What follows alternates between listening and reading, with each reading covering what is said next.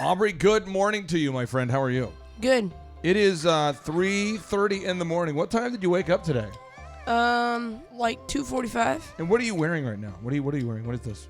Christmas sweater. Oh, it's a Christmas sweater because tonight you're DJing the Christmas party at the top floor of Tulsa's tallest building, of Oklahoma's tallest building, actually, the Cityplex Towers. Are you fired up, my friend? Yes. And on today's show, we're breaking down audio from yesterday's conference where we interviewed Michael Levine, the former PR consultant of choice for Michael Jackson, Prince, Nike, Pizza Hut. He's unbelievable. His name is Michael Levine. Google search that guy. Michael Levine. Type in the word Michael Levine and the word publicist in your Google search, and you will find this guy. We're also interviewing Jill Donovan on today's show. She's a woman who started a company from nothing and grew it into over 130 employees. It's called rusticcuff.com. On today's show, we also interview the MMA fighter who's been featured repeatedly on the Joe Rogan podcast and on the Mike Tyson podcast. Justin Wren is here to share with us about his cause, Fight for the Forgotten.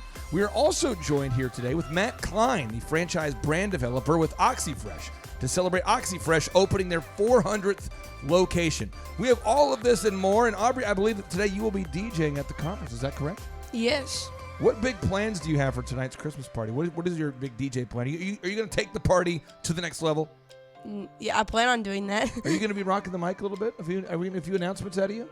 Yeah, maybe a little bit. And if people want to learn more about you and your new upstart company here, DJ Aubrey 3000, if they just Google you right now, they can find you. And you are Tulsa's most reviewed, I believe as of right now, the most reviewed disc jockey in Tulsa. So good job, man. And today, no matter what you do, get those reviews. Why? Why do you have to get those reviews? Because nobody will find you on Google if you don't reviews. Are you saying that your 12-year-old mind is telling us that no one will find you on Google if you don't have reviews? Yeah, because another competition will have reviews and you won't, and then you'll be at the bottom of Google. And have there ever been people who have told you they're going to leave a review and then they forget to leave a review? Yes, most of the time they say they're going to do it and they don't. Oh, that's right. So you got to follow up like a hawk today. You are the review king. I'm fired up. Are you fired up? Yes. Well, at 3:35, we're fired up. And now, without any further ado, let's play the podcast audio that we recorded at yesterday's conference. So in the background, you're going to hear probably some people cheering. Occasionally, the background noise gets pretty loud because we're recording this at the conference during the lunch break. And if you have yet to attend an in-person Thrivetime Show workshop, book your tickets today by going to thrivetimeshow.com. That's thrivetimeshow.com. It's always a money-back guarantee. The tickets are just $250. But if you're on a budget, or you're trying to save some money, or you just are a very resourceful honey badger entrepreneur and you want to get in for as little as possible, just leave an objective review about today's podcast on our Google map, or you can leave a review on our iTunes and leave a review there. Send a screenshot of it to info@thrivetimeshow.com, and you can attend the 2-day interactive business workshop for just $37. And now, without any further ado, back to our interview. Some shows don't need a celebrity narrator to introduce the show, but this show does. 2 men, 8 kids, co-created by 2 different women, 13 multi-million-dollar businesses. Ladies and gentlemen, welcome to the Thrivetime Show.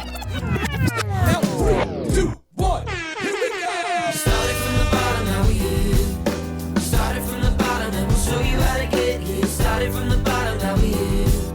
We started from the bottom, now we here. Started from the bottom, now we here. Started from the bottom, now we'll show you how to. Yes, yes, yes, and Thrivetime Show 2-day interactive conference, yes. My name is Clay Clark, and on today's show, we have 407 guests in about a half hour of time.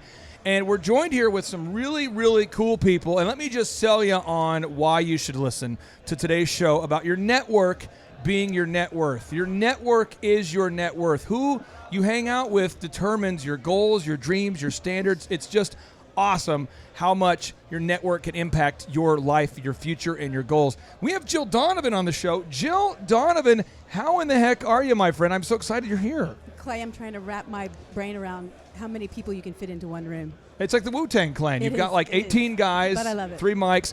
Now, you built a company called Rustic Cuff with the help of your team, but you started it yourself. Indeed. And how many employees do you guys now have at Rustic Cuff? We have about 130. How many of those 130 are women? 132. Do you Math doesn't add up. Do you hate men? I love men.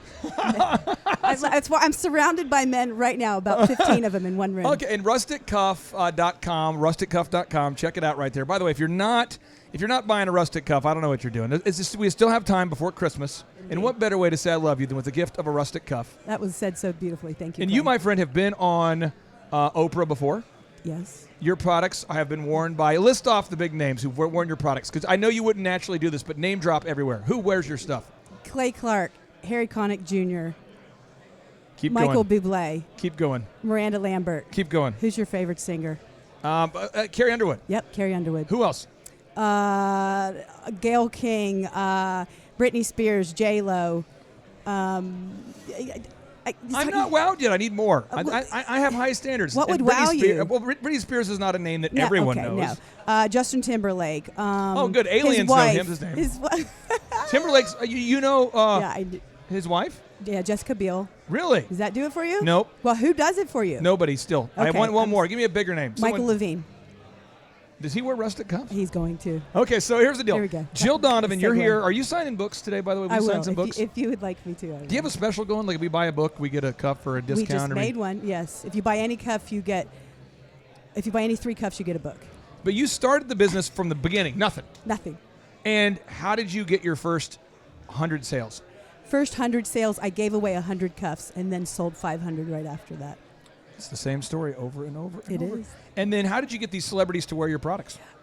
Because I was a law professor, I would send letters to their agents introducing myself and saying that I was a law professor, and they all thought they were in trouble with the law, so they kept reading the letter. And it was my way to get them to read to the bottom of the letter, which said basically I made something for your client and wanted to send them just for fun, no strings attached. And 9 times out of 10, they would say, send it to me. I'm going to see my client next week, and I will take it for you. And then the next thing I know, you turn on the TV and see them wearing it. It was so exciting. It still is. You have to start. It starts with a spark, with the big idea, but it's the diligence of mailing out those cuffs over and over to celebrities. Just for fun. It was just for fun for me, so it was neat. Talk about the rejections. How many times people did not respond? Well, the times they didn't respond, I pretended that my email actually went to junk mail. And so you sent it again? Yes, I would send it again, but Yes! Yes! But eventually I realized that the ones it was supposed to go to, it landed and they opened it, and the other ones it wasn't for me that time. Now, Michael Levine, you, my friend, are a dyslexic man who grew up in a home with an alcoholic father, and then you went on to start a PR firm that has represented. You have represented personally Michael Jackson, Prince, Nike, Pizza Hut, Charlton Heston, Nancy Kerrigan, Barbara Streisand, George Carlin. I mean, sir, how did you start? Did you rent like a barber shop, like the back of a barber shop? How did you start? Well, first, Clay, thank you for having me Yeah, here. no, thank you. And it was an alcoholic mother. Alcoholic mother. Okay, and so were you in a barber shop? Did you sub-rent a barber shop, sublease a barber shop? I rented a desk above a hair salon. The Bumblebee Hair Salon in Sherman Oaks, California. And I rented a desk, and the desk was about the size of this little table. That's beautiful. Now, how did you get Charlton Heston, the guy who made the big movie? My wife watches the Moses movie every year. She loves Charlton Heston. How did you get him as a client? Well, the story is, I think, an interesting one. I was running a PR firm that was very hot at the time, and I got the opportunity in 1983 to meet Charlton Heston. And he asked to meet me at the Beverly Hills Hotel. And so I'm sitting there at the Beverly Hills Hotel. I'm 29 years old. I have a hot PR firm. And Mr. Heston is a terribly intimidating, imposing figure. And so I spoke for about 10 minutes to him about why I thought I could be of some service to him. And that's pretty good, by the way, for an inarticulate inarticulate, intimidated 29-year-old. And after about 10 or 15 minutes, Mr. Heston was very generous. He let me speak. He said to me in his booming voice, Mr. Levine, it is very obvious to me that you're a bright young man. but I fail to see how you could make me any more famous. And that's what a PR firm does. You help make your clients famous. Self-fame, yeah. There you go, yeah. Well, I paused, and I don't know why I paused, but I paused, and I said, Mr. Heston, I don't believe that I can make you any more famous.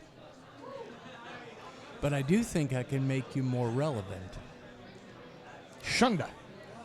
And on that basis, I signed Charlton Heston. Now, a year later, I got him to host Saturday Night Live, which I thought was a good, relevant way of making Charlton Heston part of the culture. I called him up. I said, Mr. Heston, I've got some good news for you. He said, what is it, Michael? I said, I've got you to host Saturday Night Live. And he paused, and his big, booming voice said, Michael, what's Saturday Night Live? Well, there it is.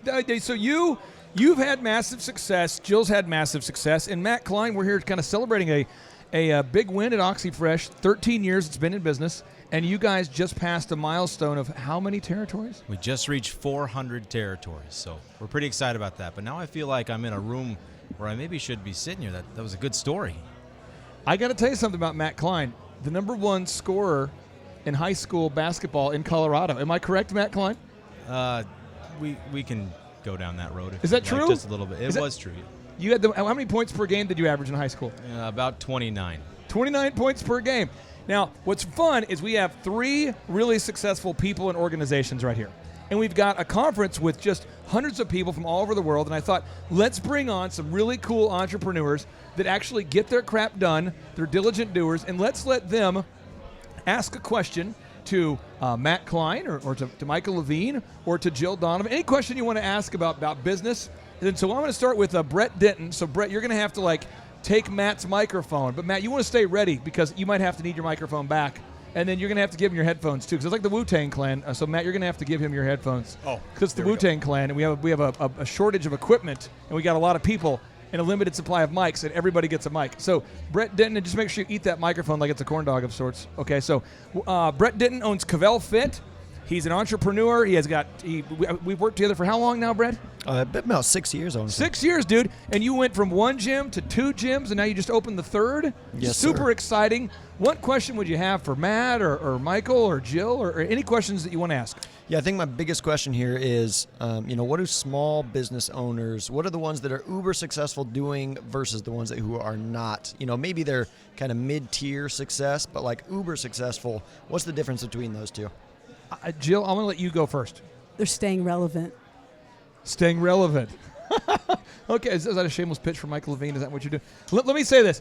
I have found this, Brett. I have found the people who are the most successful find the 2 or 3 things that they need to do over and over and over to become super successful, and they stay in that lane, and they just rapid fire. Like you saw Josh out here with Living Water. I mean, you've grown from 300,000 to 1.9 million, and we're not doing a new thing every day, but it's just violently executing the same plan.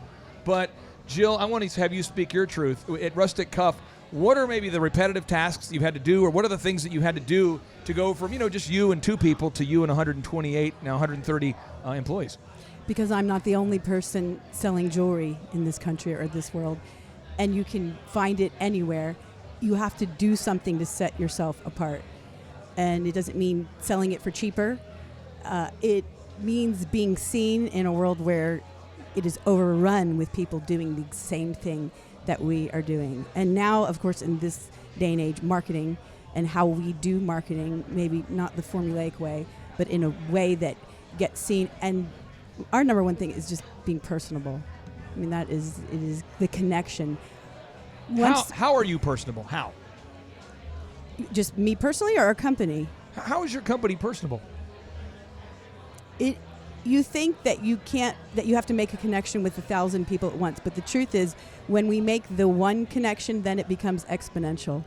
That one person tells the 10, and it becomes bigger and bigger. So sometimes, instead of reaching the masses through a billboard, we find that if we do what we do well to the individual, then exponentially it grows virally in a way that, say, putting a billboard may have done. It's the feeling that they got about the company instead of the actual jewelry. I'm not that. I don't know Michael, if that what have helps. you done that has allowed you to become the, arguably, I mean, you're a New York Times bestselling author. You're probably the highest, most high-profile PR guy on the planet. What have you done that's allowed you to escape the, the average PR consultant success and go into like a new level? I think one of the things that might be an explainer is if you can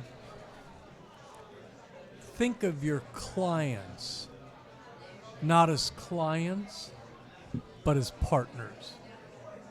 When I introduce my clients to friends or media, I have trained myself not to introduce them as clients, but as partners. In the history of the world, no man or woman has ever taken a rental car to a car wash before they returned it. We treat things we own differently than things we lease or rent. And so the idea of treating clients as partners with ownership, real or perceived, I think is a valuable one. And so that might be something that I think that people can do. Now, the negative, from some perspective, would be that requires more effort, more time, more the reason that companies are desperately trying to automate in every possible way is because the personal touch is expensive, both financially and from a time perspective. But if you're willing to do it, I think it'll give you tremendous competitive You are advantage. obsessed with public relations, or you were, and Jill is obsessed with Rustic Cuff, or you were at some point to get it off the ground. Am I?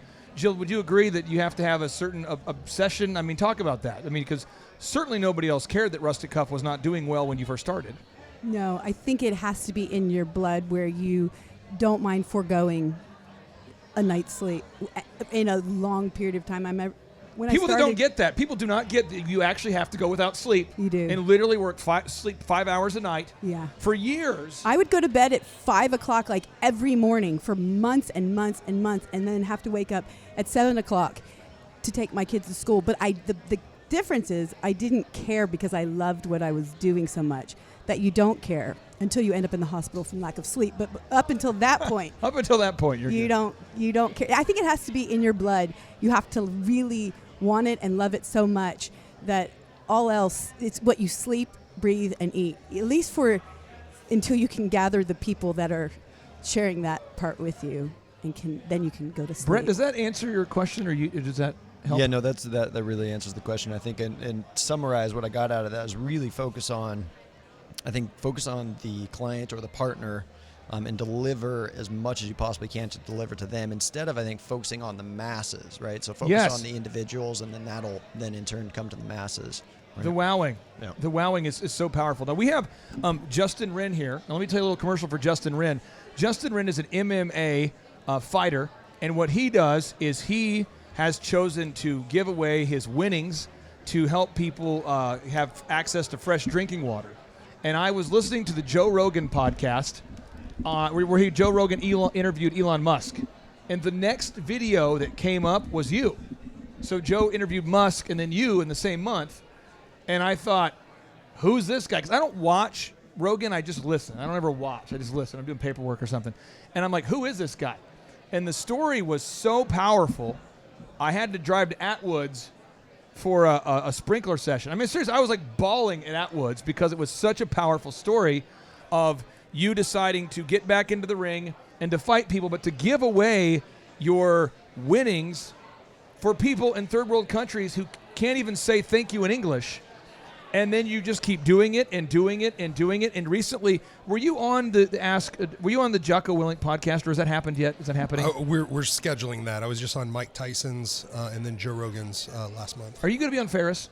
Tim Ferriss? Hopefully, yeah. We've been talking with their scheduling. Okay, people just as well. when next time you see Mike Tyson, Yeah. just give him like an unexpected jab and then say, book Clay Clark. Okay. Just And I then don't he's know like, if what I was want to that? jab that guy, the heaviest puncher of all times. I don't think so. No, it's a big Although ass. I'm a wrestler, I It's a big can take him ass. to his back. He'll hopefully. remember, though, why you So- randomly sucker punched him while doing an interview. Yeah. Okay, but anyway, so It's from Clay Clark. hey, I just want him on the show. Don't That's take it out that's on me. my best way to stand out of the clutter is to have you punch him. But no, so tell us about Fight for the Forgotten. Yeah, our overarching vision is to defeat hate with love, and our mission is to knock out bullying worldwide. And we do that in two places. For the most bullied or oppressed people group, according to anthropologists, the Pygmy people who I got to live with for a year at one time, slept in the twig leaf huts, slept on the dirt, the fire was my blanket, but this is their daily life, and they battle all sorts of sicknesses, and I've had intestinal amoebas and parasites and bacterias, and it almost killed me when I had malaria the first time. And basically, we work to get back land on their behalf. So we've gotten back 3,015 acres of land. First time in their country's history. What does they've that ever mean to owned get it land. back? Just so when you The say land get was it- stolen from them. And so they're the first people group of Africa and the first people in Congo. They're the first citizens, yet that land was stolen from them. They were enslaved on that land. And so what we wanted to do was lobby, petition on their behalf. And one thing that I've learned through fighting, I grew up getting very heavily bullied, sat at the lunch table by myself, pelted in the back of the head with chocolate milk spit wads or food or fist as kids would walk by.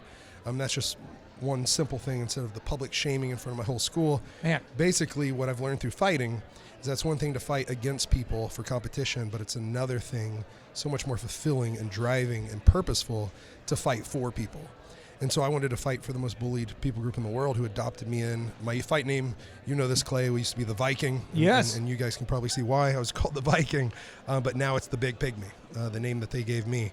And so, yeah, working to empower the locals, equip them with the tools, and educate them to drill the wells. And they've done 62 wells now for themselves. What question would you have for Michael Levine and or Jill Donovan about public relations and growing your brand, Fight for the Forgotten? You're growing a nonprofit. Yeah. But still, I'm sure you've got some questions about how to gain more media exposure. Now, you have been on Mike Tyson. You have been on Joe Rogan. You are going to be on Jocko. You're reaching some of the biggest audiences in the world. But still, do you have any questions for Michael Levine and or Jill about growing the brand itself? Sure, absolutely.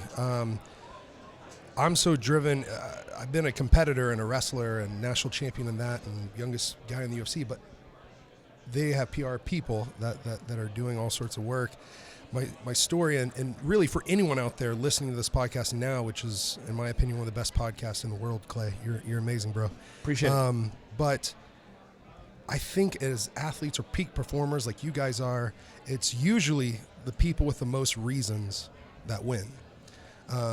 And so I feel like with my nonprofit or whoever's out there and their business and how they want to give back and make a difference in the world, when you raise the bar to that necessity, you're driven to do what you did, Jill, and go to bed at 5 a.m. and wake up at 7 and take your kids to school.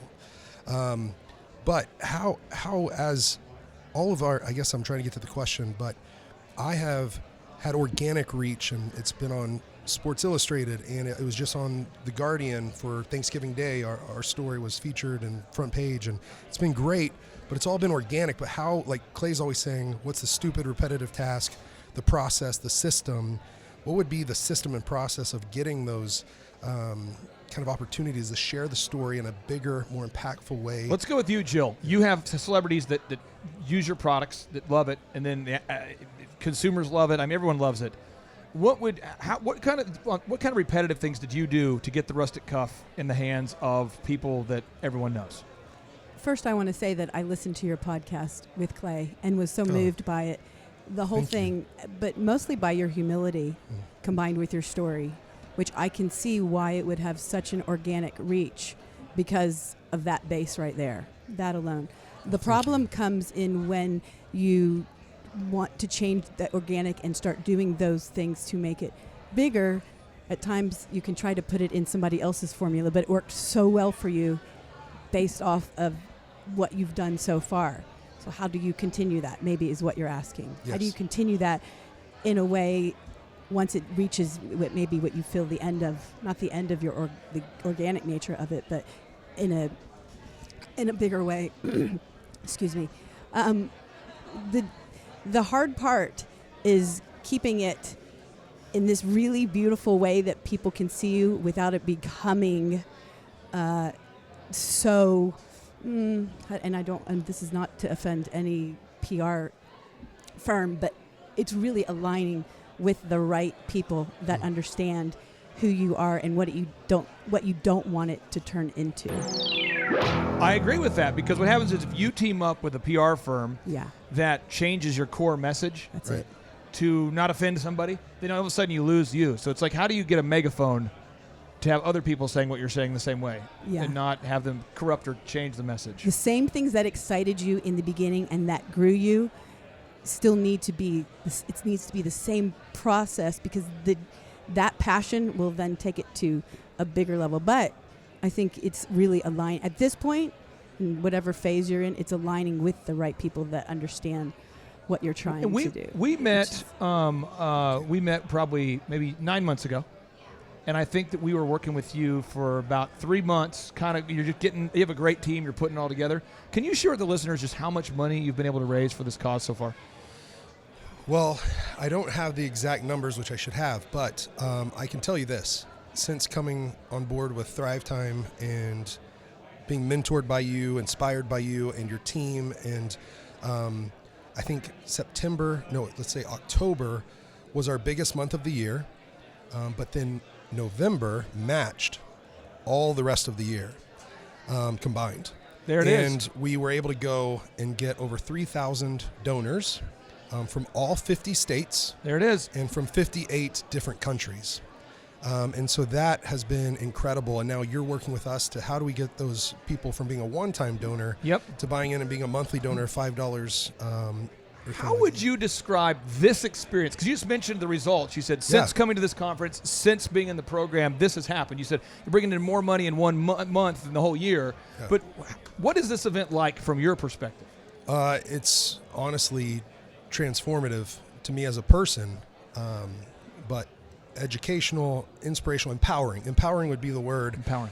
Because I came once. You invited me after hearing me on Joe's, and I'm so glad you came. By the way, and I am too. It was one of the best decisions of my life, honestly, bro. For my mission and passion and purpose, but came just to speak, and then I had to stay. I was planning to leave. I had canceled things. I ended up staying because of this tribe and what I was learning. Came back 2 more times, got to speak, but this time it's just to come learn and put on my learning cap from people like you, Jill and Mr. And you know Levine you have good speakers when you Matt. can't let Justin Wren speak. You know we've got some good ones. It's like every speaker is just awesome. We just got great people in the room because your network is your net worth. I'm asking you rhetorically, if you're listening, who are you hanging out with? And if you're around a bunch of whiners and not winners, get to a conference. Meet some great people like Josh with Living Water. Let's get Josh on the mic real quick here. Is it okay to end with one question real quick for Mr. Levine? Go for it. So one question I get all the time from people that after I'm on Joe's podcast or Mike Tyson's or whatever is someone saying, you got to get on the Ellen Show. That hasn't been a real goal of ours, but I guess now everyone's asking for it, and we want it to be organic and real and everything else. But how do you go about for people like Josh was just all over with his billboards for Living Water Irrigation? Yeah. If you Google it, Tulsa man buys 8 billboards. Josh Wilson, a longtime client, great guy. He has been on Good Morning America, the Kelly Clarkson Show, People Magazine, livingwaterirrigationok.com is the website. But this guy has just all over the media. It's making every man in Tulsa jealous because he proclaimed his love for his wife with 8 billboards. Awesome story, just for a little context there. So you were asking how do you get on Ellen? Yeah, how do you do that? What's the process of going after those big whales? Here we go, Michael. The task of a salesperson is, 1, to find out what the buyer wants, and 2, to get it to them. So in this context, your question is, how do I sell my story to the Ellen Show? So in this relationship currently we're discussing, who's the buyer and who's the seller? I'm the seller, and Ellen and her people are the buyers, or her viewers are maybe the buyers. Well, so what's the first obligation of every seller? Find out what the buyer wants. Yes. What's the second obligation? Deliver. There you go. And don't underdeliver. Yeah. Overdeliver. So if you want to be on the Ellen Show, you better create a conversation with them that indicates rather persuasively and strongly why having you on their show is good and consistent for them. And information is power, knowing what Ellen's doing and why she's doing it, creating an attachment from your goal, which is that of getting on the show, to her need becomes the mission. Also, I will say, do everything he said, and then look for warm intros. So Josh here has been on the Kelly Clarkson show, and so you could talk to him, arm wrestle him, whatever, and you could have a really nice, concise email and talk to Josh about it, and Josh says, yeah, I'll send it to her. So Josh goes, hey, I know it was just on your show. Justin Wren, who was just on Joe Rogan, and he was just on Mike Tyson, and he was just on this and that. He would like to be on your show to talk about this. And all of a sudden, it's a warm intro, and it goes right up the chain, through the filters, it's a move.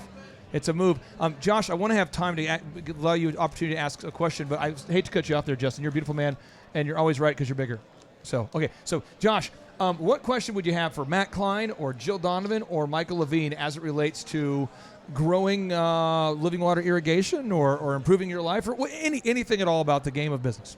So my question would be for Jill. So I know that when you guys started Rustic Cuff, obviously my wife is a huge fan. Thank you so much for the cuff. She loved it from the last time we met. Is she here? So she's not. She's not. This ain't her thing. And with the billboard, she'd have won all the attention. Yeah, I get it. So whenever you started, it was to have friends give cuffs to others, and you gave cuffs to a lot of people. So how would you encourage other entrepreneurs? It's a big goal of ours as a company, but how would you encourage other entrepreneurs to start the process of being socially responsible and start the process of giving or donating?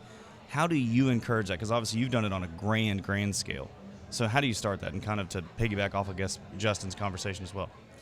It probably goes a little bit with my other answers of it can't fit into somebody else's formula. What worked for Tom's or what worked for this company is not going to work for Living Water. So whatever, and this is a weird way to say it, but what lights your fire about giving, and it might be in many different ways, and it might be to a certain group of people and talk to everybody, but sometimes I just lay out all the different things that I want to do, and then which one brings me the most joy at that moment.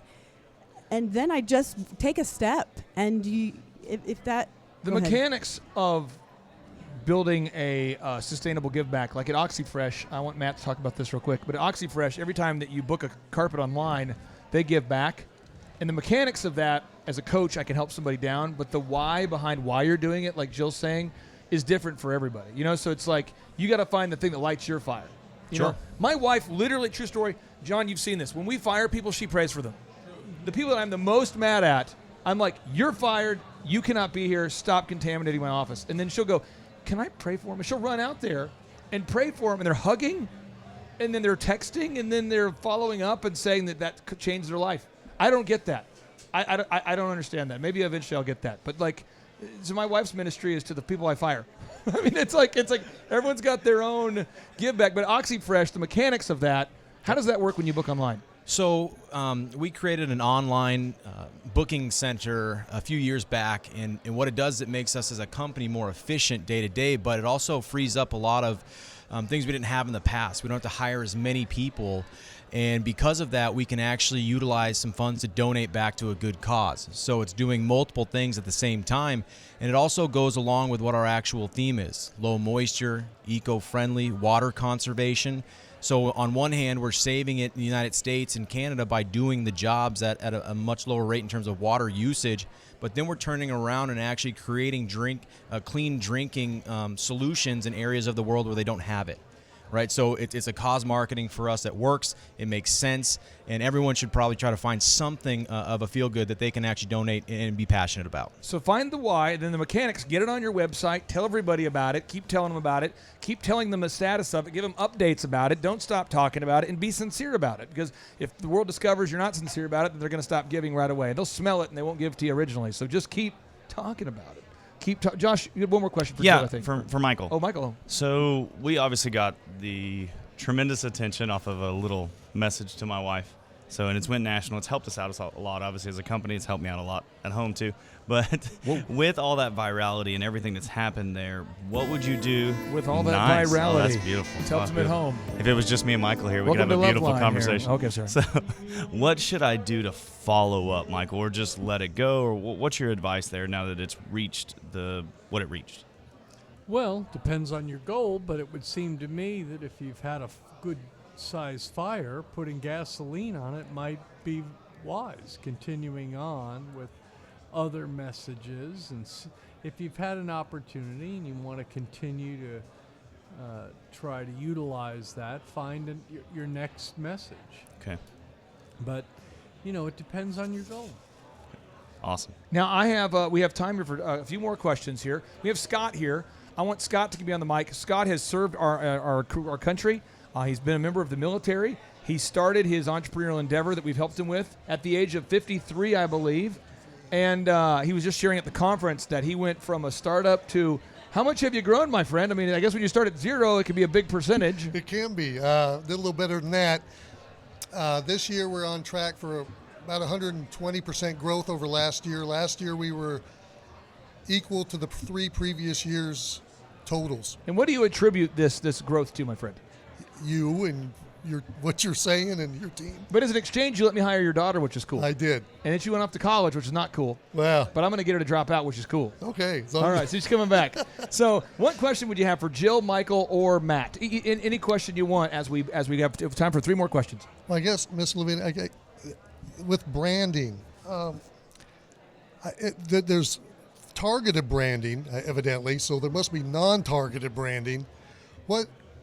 I know who my most likely buyers are. I know their ages. I know who they are. Do I just continue? Would it be better, do you think, to continue just branding the way I am generally, or have a targeted branding as my major outlay of cash? Well, I think as a general rule, creating goals and targets are better than not creating goals and targets. Efficiency requires knowing where you're going and being as precise as possible. Branding just to random branding doesn't seem to be as megaphone marketing. Nearly as efficient. You can shoot with a rifle, or you can just spray bullets in the air. Now, both are shooting. The bullets in the air, Al-Qaeda endorses that. Yes. They shoot it up there. No one thinks about when they're going to come back down. And Al-Qaeda's doing well, those guys. Al-Qaeda. So I always think that, first of all, so many people have said what I believe. Start with the why. That's Simon Sinek. Brilliant. Start with the why. And then from the why, create as many tangible goals as possible, and then shoot as close to them as you can. Okay. And measure and monitor. Know your numbers. All right. Now, we have time for 2 more questions. We have 2 wonderful gentlemen who have joined us here. They have traveled great distances to be here. And, sir, I'll let you introduce yourself to the Thrive Nation and share what you do. Hi, my name's Bob Kennedy. I'm with Surface Room. My partner, Ryan Schatz, who you can see on the show here, too, I guess, is right next to me here. We do tub and tile refinishing and have recently taken over another business that does concrete and marble stone restoration as Where well. are you from? Little Rock, Arkansas. How'd you hear about us? Actually, I got a phone call from one of the guys out here, and then I talked to Tim, and then we came up here. Super cool. And are you growing? Is your business growing? Yeah, oh, yes, we are. How much are you growing as a percentage? As a percentage, it's kind of a iffy one because we just lost about a $250,000 customer because their renovation was done. Yeah. But I can say this, we're still increasing sales in spite of losing that. So I'd put it at about 10%. 10%, and that's huge because the GDP right now in America is 1.9%. So, I mean, that's huge growth right there. We thought we were going downhill, so no, we're very happy. And people always say, Clay, at the workshops, all your clients are growing. How is it possible? Well, I have a great success rate because I fire people that won't do their crap. So it's a falsely positive case study. 2 weeks in, you've seen me do it, Josh. I'll just refund them their money and say you're fired to someone else because I'm not interested in giving pep talks to people that won't implement. You guys are implementers, so it's fun to meet you guys. What questions would you have for Michael Levine or Matt Kline or Jill Donovan here? Well, actually, my question's probably for Matt because I think he'd be the best suited to answer this one. Beautiful. We've been in business 15 years. We've done well. We're happy with where we're at. Yep. And we've tried to make forays into new markets. and we're not doing well. We don't want to take 15 years like it did in Little Rock. What if you could offer like 2 or 3 components of the great backbone of a marketing plan, like a cookie cutter approach? If you could say, I want this market, I know it worked for us. How could we make a big splash in, instantly get some recognition in those markets? And I'll throw out some parallels while he's throwing on some headphones here. For OxyFresh, what's really fun is that when you buy a franchise, you are going to get some inbound leads because of the marketing they do nationally. But if you want to get corporate accounts, you got to go out there and put in the efforts. So if you buy an OxyFresh today and you want to get some corporate accounts, how do you do that? Yeah, and so this is something that we really try to focus on the front end is realistic expectations and what the individual behind the business is capable of, and maybe what they're not doing right now and how we can fill some of those gaps. So at OxyFresh, we've been very successful at really understanding current marketing trends and the environment of how we actually reach the end customer. Yep. But the process of sales is always going to be heavy loaded on the actual person behind the scenes, right? Whether you have a salesperson or an owner. Those things are not automated like marketing. So if you don't have the goal and kind of the muster to keep going after those types of contracts and those types of large business, then you need to find somebody else that can, because that is going to be an ever-changing environment. You got to keep going after those people. It's not going to be automated, and every person's going to be a little bit different in terms of what the conversation's going to be. Dr. Zellner makes a board he calls the Dream 100 from the Ultimate Sales Machine, and we declare on the board, these are the clients we are going to get. Notice, not we might. And then you literally call them all until they cry, buy, or die. Cry meaning don't call me again. Buy meaning they actually buy something. Die meaning they're still dead. They're no longer alive. They're dead. And then you say, would your surviving spouse be interested? Because you have that mentality of cry, buy, or die. It's a tenacity thing. We have time for one more question before we get back into the show. Your partner's here with us. You want to hop on the mic here and tell us who you are and what question would you have for Michael, Jill, or Matt Kline here, sir? What is your name and what do you do? Ryan Schatz. I'm the co-owner of Surface Renew. He kind of stole my question I had. Oh, he's a stealer. Yeah. Hey, what do you think about the conference so far? How is it? I love it. It's our second time here, and this time we're not getting such the fire hose effect that we got the first time. Oh, yeah. It's so wild and crazy and awesome. Yeah. Now we're retaining everything, and we're really writing down 2 to 3 times as much as we did last time. And we implemented a lot of stuff last time. Yep. And I feel sorry for our guys when we get back this time, because it's going to be a whole other new world. So. Well, I tell you what, guys, I appreciate you being here. Thank you for implementing. What's your web address for people to check it out? Surface-renew.com and wepolish.com. And wepolish.com. Yep. Wepolish.com and surface-renew.com. That's correct. And if you're listening out there, the best thing you can do that's free is go to their website, because it makes their site rank higher the more organic traffic they have. Check it out. I appreciate you guys for being on the show. And we like to end every show with a boom, and then we're going to go Tim Redmond, who grew a company from 2 people to 350 people before he sold it to tax and accounting software, will be speaking. And then Jill Donovan with Rustic Cup will be speaking. And then I'm going to ruin the whole thing by speaking just a little bit. I'll just contaminate the conference and speak at the very end. And then we're going to do a group photo, and we're going to leave. It's going to be a laser show. Without any further ado, here we go. 3, 2, 1. Boom. Shunda. My name is Austin Farr, and I am from Owensboro, Kentucky. I heard about the workshop from Pastor Brian Gibson. Clay actually came to church and spoke, and that was kind of where we were introduced to him and listened to him 6 days out of the week on the podcast. I own a carpet cleaning company, and I was looking forward to actually listening to John speak, because he's in that same industry. And just taking away the different ways to reach customers, and the Purple Cow, and also the no-brainer was a big thing for me. The atmosphere here, when I walked in, I had seen pictures of it, and I was really anticipating getting to come here, but it's like super positive, inspiration, and it's like a great place just to hang out. Clay's delivery and his style is very I know what I'm talking about. Like, he's really good at it. And it really is like attention grabbing. And I like it because when he's on something, he's really fixated and he doesn't get off of it until he's finished. One of the most valuable things I've learned, I think, is just in general putting systems to work and actually put them in place and making them happen. If people do not attend this, I think they're actually losing out on ways to get free information, giving you an action step just to make your business work. So everybody needs to attend at least one Thrivetime Show workshop, because it will change your life. My name is Elizabeth Walker. I'm from Tulsa, Oklahoma. I own a business, Nook and Cranny Homekeeping LLC. I heard about the Thrivetime conference on the radio show. I was looking to learn pretty much anything there is to learn about business. I'm a new business owner, less than a year. So I really needed to know everything about everything.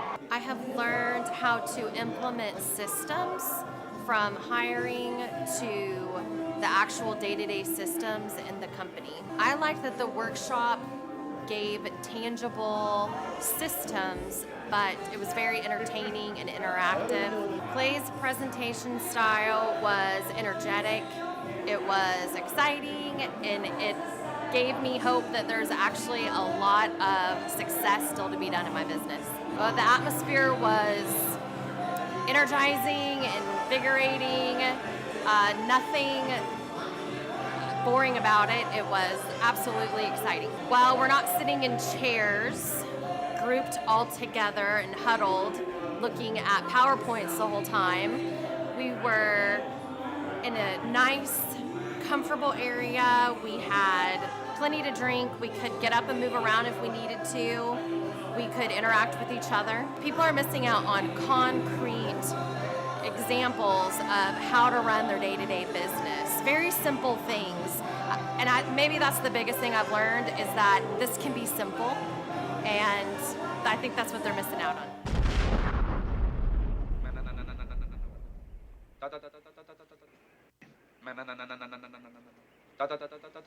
No.